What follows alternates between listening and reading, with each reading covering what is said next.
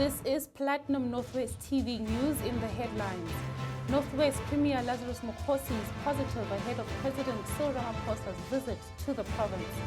Further ahead tonight, underperforming municipalities are in the hot seat as a joint parliamentary team prepares to probe several Northwest municipalities. Also here tonight, fearless, dedicated, warm and witty. Those are just a few ways that industry powerhouse Tshidi Madia has been described. We take a look into Minister Ntshavheni's visit to the home of the late journalist. Overseas tonight, China's Xi Jinping plays his key diplomatic cards as he prepares to host non-Western allies at a regional summit. And in the sports news, Hugo Bruch announces his Bafana Bafana squad for the 2026 World Cup qualifiers. Good evening and welcome to the program. I'm Boitumelo Monare.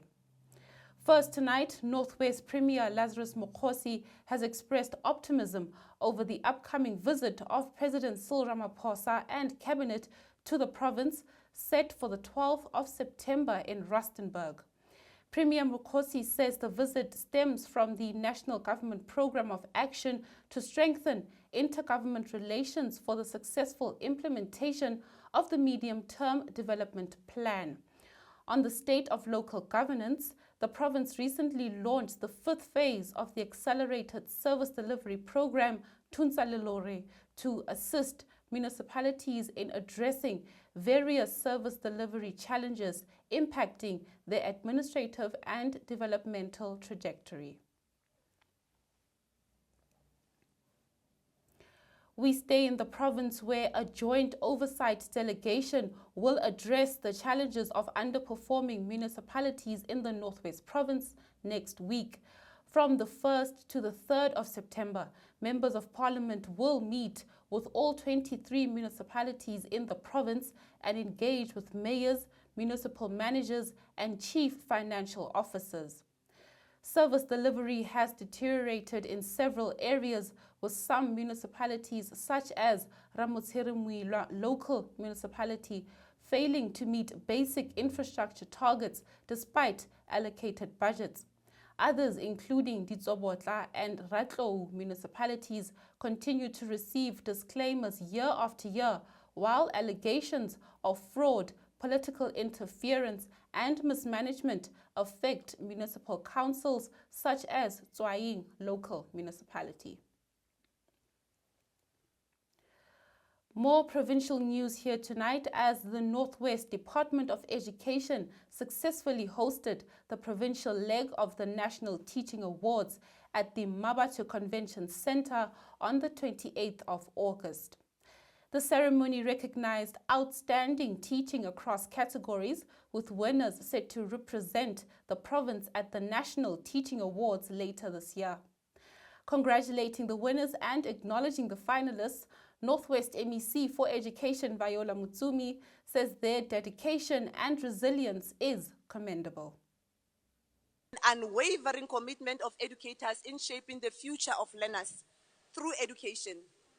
This event brings together educators from several vital districts of Bojanala, Dr. KK, Dr. RSM, and Ngakamudiri Mulema, all of whom excellence in teaching and a deep devotion to their learners and communities. And first and foremost, I want to extend my heartfelt gratitude to the organizers and coordinators of this project right from the local education office and district level. Your tireless efforts in encouraging and facilitating teacher participation have been instrumental in making this event a success. Your dedication underscores the importance of collaboration and collective efforts in uplifting our education system. As we gather here today, I want to reflect on a powerful theme of 2025: empowering education, strengthening resilience, building sustainability. This theme resonates deeply with the realities of our educational landscape. It reminds us that our educators are the backbone of a resilient society, adaptable, innovative, and committed of nurturing learners who will thrive in ever-changing world. Educators, your resilience is the foundation upon which sustainable education is built. Despite your numerous challenges that you are confronted with, resources constraints, socio-economic hardships, and unprecedented disruption, you continue to preserve and inspire the society. Winners at the provincial level will go on to represent the Northwest Province on the national stage later this year. We shift our attention to this story now, where on Thursday evening, Minister in the Presidency, Ntshavheni, visited the home of late journalist Tshidi Madia to pay her respects to the family. The world-renowned political journalist passed away in hospital on Wednesday after a short illness. The minister recognized Tshidi's outstanding work in journalism and her dedication to telling the stories of South Africans. As the Platinum Northwest TV News team, we offer our heartfelt sympathies to the EWN team and the Madia family. It is now time for the international news.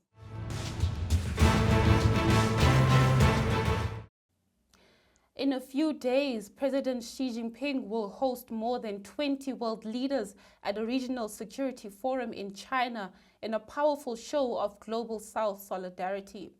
Aside from Russian President Vladimir Putin, leaders from Central Asia, the Middle East, South Asia and Southeast Asia have been invited to the Shanghai Cooperation Organization Summit to be held in the northern port city of Tianjin. In a surprise announcement, North Korea's leader Kim Jong-un will also attend the summit in what will be a landmark visit. The security-focused bloc, which began as a group of 6 Euro-Asian nations, has expanded to 10 permanent members and 16 dialogue and observer countries in recent years. Its scope has expanded beyond security to economic and military cooperation.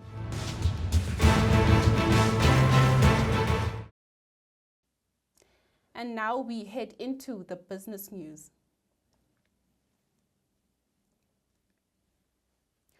Richard Stewart, Sibanye-Stillwater's incoming CEO, says the company is on schedule to resume dividend payments by the end of the 2025 full-year period. Stewart says Sibanye-Stillwater was geared to maintain healthy cash reserves that will help with the required liquidity and headroom to manage the business.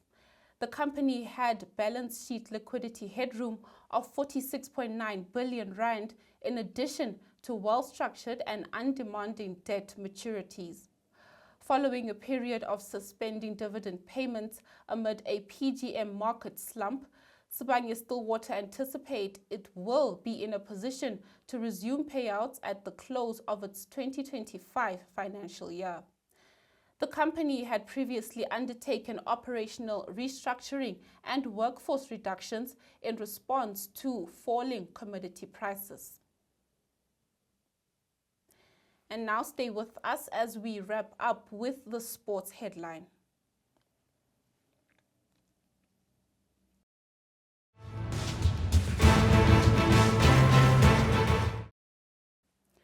In soccer news here tonight, Bafana Bafana head coach Hugo Broos has announced his squad for the upcoming 2026 FIFA World Cup qualifiers against Lesotho and Nigeria. The games are scheduled for next month. The senior national team will travel to face Lesotho at the Free State Stadium on Friday, the 5th of September, and will then go on to host Nigeria at the same venue on Tuesday, the 9th of September. Broos emphasized that the players are motivated ahead of the games. Go to the World Cup. Is there a better motivation than that? Maybe if we go to the World Cup, it will be the first and maybe the last time for all those players. Qualifying for World Cup is extremely, extremely difficult. Certainly here in Africa. Certainly here in Africa. You have to fight for every game. And what I said, don't think that maybe because, okay, we won also 5-0 against Congo, and nobody thought that it should be such a result. But don't think that it will be an easy game next Friday against Lesotho. And in the ranking, who is Lesotho? So every game you have to play.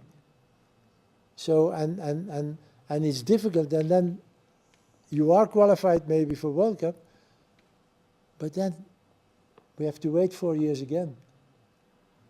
And if you're not qualified, it's already 8 years, but you're getting older also every time. So for players being qualified for the World Cup, yeah, I think there is no better motivation, because again, for those players, if we go, it can be the first, but it can also be the last one. So motivation enough, I think. The team will start their training camp in Johannesburg on Monday, the 1st of September. And that's your Friday evening bulletin. August ends and September begins. We'll be with you every step of the way. See you on Monday. Good night.